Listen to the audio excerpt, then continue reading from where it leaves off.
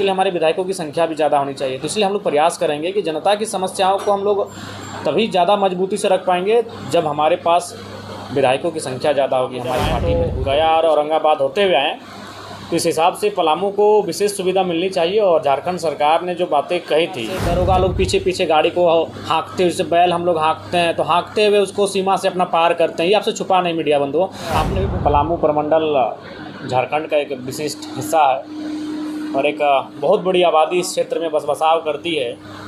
उस हिसाब से पलामू प्रमंडल के दृष्टिकोण से अगर देखा जाए, चूँकि हम भी पलामू जब आएँ तो गया और औरंगाबाद होते हुए आएँ, तो इस हिसाब से पलामू को विशेष सुविधा मिलनी चाहिए। और झारखंड सरकार ने जो बातें कही थी, जब हमारी सरकार बनेगी, माननीय मुख्यमंत्री हेमंत सोरेन ने अपने श्रीमुख से कहा था कि पलामू को उपराजधानी बनाएंगे। तो मुझे भी पलामू आकर लगता है, पलामू हम 2 बार आए और दोनों बार आने के बाद जो यहाँ के लोगों का रांची आना जाना जो आवागमन की सुविधा है, तो सबसे पहले पलामू को उपराजधानी के रूप में तब्दील किया जाए। ये हमारी पुरजोर कोशिश रहेगी सदन में इस बात को उठाने की।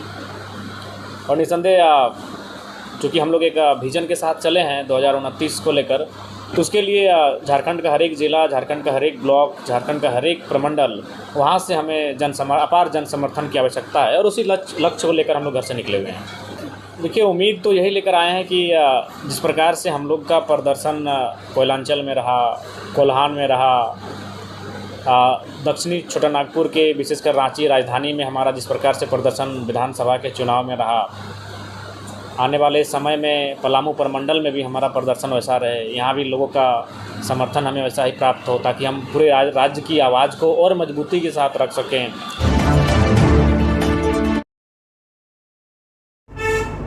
मिट्टी में मिला दे कि अब जुदा हो नहीं सकता, इससे ज्यादा मैं तेरा हो नहीं सकता।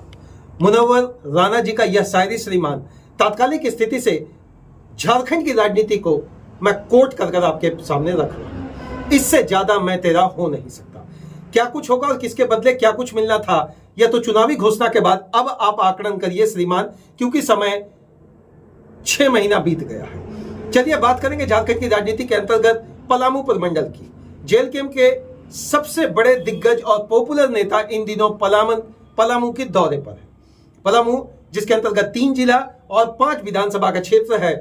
जब इलेक्शन का दौर था तो 4 विधानसभाओं को लेकर जेल कैंप के प्रतिनिधित्व को एक नया अमली जामा और खाका तैयार करने की कोशिश की गई थी। लेकिन इस बार जिस अंदाज में वहां पर प्रेस कॉन्फ्रेंस में माननीय डुमरी विधायक जयराम महतो ने अपनी बात रखी है, इसको थोड़ा सा मैं कोट कर आपको कहना चाहता हूं। सबसे पहले पत्रकारों ने उनसे सवाल किया भाषा को लेकर। एक बात उनका कहना था कि जिस क्षेत्र में जो भाषाएं बोली जाती है उसका वहां पर स्थान मिलना चाहिए। जिस जिला में लोग रहते हैं उस जिला के लोगों को उनका हक मिलना चाहिए, क्योंकि स्थानीयता की सबसे बड़ी परिभाषा यही होती है कि वहां रहने वाले लोगों को उनका हक मिलना चाहिए। यह बात बड़ा मुझे लग रहा है इस बार कहने के दौरान एक बड़ा स्पेक्ट्रम का मामला पलामू के अंतर्गत उन्होंने रख दिया है। दूसरी जो सबसे बड़ी बात कन्वर्सेशन के दौरान प्रेस कॉन्फ्रेंस में उन्होंने इस बात को रखा है कि श्रीमान सरकार अपनी मंशा साफ करे, सरकार अपनी मंशा साफ करे और पलामू को जो चुनाव के समय उपराजधानी का दर्जा दिए जाने का बात कहा था, अब जिस तरीके से मैं गया और औरंगाबाद होकर आया हूं, जो देखने से मुझे समझ में आ रहा, पलामू अगर पलामू टू रांची या रांची टू पलामू का सफर करना है तो श्रीमान बहुत बड़ी संसा बनी हुई रहती है।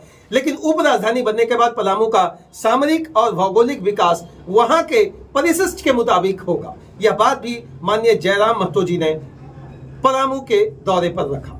तीसरा जो सबसे बड़ा बात, इस पूर्वोत्तर राज्यों को कोट कर उन्होंने कहा कि बाहर के लोग वहां आए, बाहर के लोग झारखंड में रहें, बाहर के लोग यहाँ पर नौकरी करें। जैसे आप रेल में काम करते हैं, सेल में काम करते हैं, क्वार्टर मिलता है, लेकिन करने के बाद जिस तरह पूर्वोत्तर राज्यों में लोग नौकरी करने जाते हैं, लेकिन एक खास समय के बाद वो पुनः अपने राज्य में वापस आ जाते हैं। यहाँ पर मामला आ गया वही बाहरी भीतरी का क्या। लोग तो कहेंगे कि भैया आप तो नौकरी करने के लिए आप कह रहे हैं, लेकिन जो लोग यहाँ बस गए उनकी अस्मिता को कैसे बचाएंगे, उनकी चीजों को आप कैसे रखेंगे। यहाँ पर थोड़ा सा मुझे लगता है यह एक विवादास्पद स्टेटमेंट शायद उनके तरफ से हो या ना हो। अब तो किस तरीके से झारखंड या झारखंड में रहने वाले लोग इसको देखते हैं, आप कमेंट करके जरूर बताएंगे। चौथी जो बात उन्होंने कही कि वो बात श्रीमान जो बोकारो एसपी से उनकी क्या बात हुई, तो बोला जाता है ना कि राजनीति में जब गोल मटोल बात रखी जाती है तो उसमें एक बात रहा जाता है कि पुरानी चीजों को कोट किया जाता है। अभी वर्तमान में वहां पर एसपी साहब नहीं है, वहां से उनका तबादला हो गया। ये सारी चीजों को रख रहे हैं जयराम महतो, कोयला चौरी पर मुखर होकर बात रख रहे हैं। उन्होंने कहा कि हालात ऐसे हैं कि थाना प्रभारी बैलगाड़ी जैसा वहां हाँपते हैं। पत्रकारों को कोट करके उन्होंने कहा, यह बात आप भी जान रहे हैं श्रीमान, आपसे कुछ छुपा हुआ नहीं है।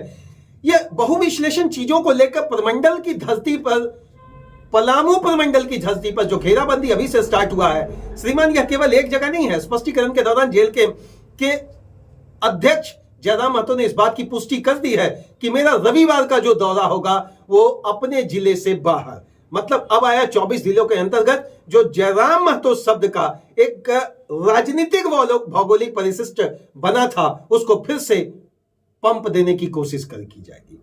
अब ये पंप देने की जब कोशिश की जाएगी तो श्रीमान फूलेगा तो आम जनता में फिर वही जो जन आक्रोश था, जन आंदोलन की बात था, जन रैली था, ये सारी बातें मुझे लग रहा फिर से जेल के में एक नया गोलबंदी की ओर मूव किया है।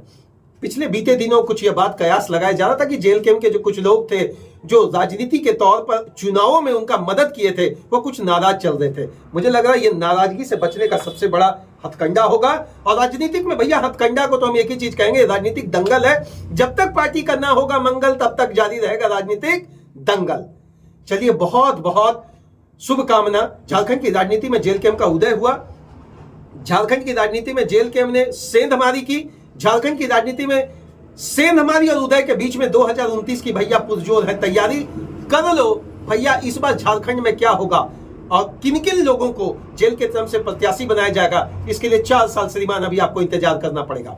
लेकिन वैसे लोगों की तलाश है, वैसे मुखर लोगों की तलाश है, वैसे मुखर मुद्दों की तलाश है, वैसे जन आंदोलन की तलाश है, वैसे उन समस्याओं की तलाश है जिन समस्याओं को सत्र के दौरान माननीय विधायक डुमरी रखेंगे। न केवल रखेंगे, उस प्रतिबिंब को केवल प्रतिबिंब नहीं, वह काल्पनिक ना रख के उसको वास्तविक या यथार्थ रूपी राजनीति में लाने का जो एक पहिया चलाने का काम किया गया श्रीमान। ये तो बोला जाता है ना, आप शनिवार को खिचड़ी खाकर अपना शनि देवता को खुश जरूर रखिएगा। आप बुधवार, मंगलवार, बृहस्पतिवार को पूजा पाठ करके अपने देवता को खुश जरूर रखिएगा। लेकिन सबसे बड़ा जो खुश रखना पड़ता है राजनीति में अपना वोटर के साथ अपने सपोर्टर को। तो सपोर्टर की बात कहीं ना कहीं पलामू प्रमंडल में घेराबंदी का रास्ता बना रहा। अब यह रास्ता अब किस तरह का है? क्या यह केवल एक कंक्रीट रास्ता बनेगा, या पगडंडी बनेगा, या इसकी ढलाई होगी? क्योंकि विकास की राजधानी के अंतर्गत उप राजधानी का जो ट्रम्प कार्ड जयराम महतो ने फेंका है, अब इसको हेमंत जी को सोचना पड़ेगा। हेमंत जी के तमाम उन मुद्दों के बारे में सोचना पड़ेगा जहां पर भीड़ दिखती है, जहां पर वोटर दिखता है, जहां युवा दिखता है, जहां नया समीकरण दिखता है। गोलबंदी के आधार पर राजनीति तो की ही जाती है, जन आक्रोश, जन आंदोलन तो बढ़ेगा। एक तरफ जहां वृद्धा पेंशन, एक तरफ महिला पेंशन, या एक तरफ अन्य सारे जो पेंशन या फिर स्टाइफन जो मिलता था सरकार से उन छात्रों को जिसके सहारे उनका भविष्य बनाया जाता है, वह चीजें अगर धरातल पर नहीं दिख रही है तो मैया समान योजना को लेकर श्रीमान सरकार आगे तो बढ़ रही है, बात सही है, और उसी के सहारे वो अपनी नैया पार अगर बेहतरनी करना चाह रही है तो मुझे लग रहा केवल विपक्ष इसको भुनाएगा नहीं। हर प्रमंडल में जाकर जयराम महतो इस बात को रखेंगे कि श्रीमान आपको तलाश करना है या आपकी जमीन है। अपने पूर्वोत्तर राज्यों को उन्होंने हवाला देते हुए कह दिया, भैया आप यहां आए, रहे, कमाएं, नौकरी करें, दुकान खोले, लेकिन एक नियति समय के बाद आप यहां से जाएं। मतलब हर हाल में 1932 का जो बैकफुट वाला स्टेटमेंट है वो हमेशा फ्रंट लाइनर रहेगा जेल कैंप का। जेल का फ्रंट लाइनर के अंतर्गत जो बात आकर बैठेगी वही तो युवाओं का आकर्षण का केंद्र है। अब ये उत्तरी छोटा नागपुर, दक्षिणी छोटा नागपुर, कोल्हान की धरती को घेर कहीं ना कहीं एक पॉपुलैरिटी तो बढ़ा है, आदिवासियों में इनका विकल्प बढ़ा है, आदिवासियों ने इनकी सराहना शुरू कर दी है। एक तरफ न केवल जेएमएम महुआ सरकार के विरोध में खड़े हैं, चंद मुद्दों को लेकर हो सकता है इसको सल्टा लिया जाए, लेकिन आदिवासियों में क्रेज जिस तरह से बढ़ा, इसी का तो एक प्रमाण मुझे लगता है पलामू में दिखा। हालांकि पलामू में मगही बोलने वाले लोगों की संख्या बहुत ज्यादा है और कहीं ना कहीं गया औरंगाबाद से सटा हुआ क्षेत्र पड़ता है।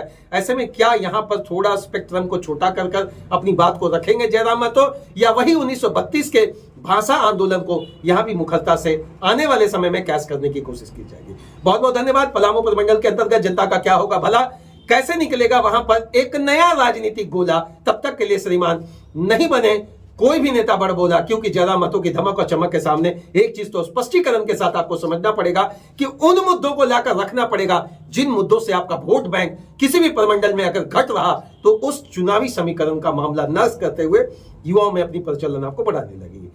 बहुत बहुत झारखंडी जोहार श्रीमान जयराम जी। आप जिस प्रमंडल जाएं, शुभकामना है हम सबों की तरफ से। बस एक ही है, झारखंड और झारखंडियत के बाद जिन छात्र नेता के तौर पर से उठकर आप विधायकी तक पहुंचे हैं, आने वाले में समय में हो सकता परिशिष्ट कुछ और। तब तक के लिए आप सभी को झारखंड।